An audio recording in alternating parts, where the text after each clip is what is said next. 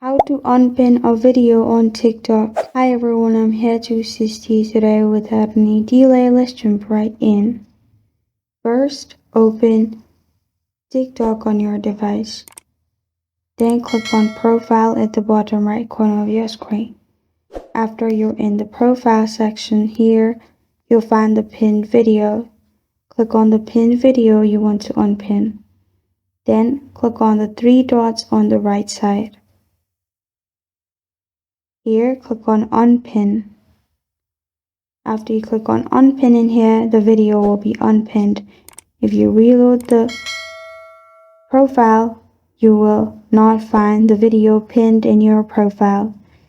And you can repeat this process to all the pinned videos you want to unpin.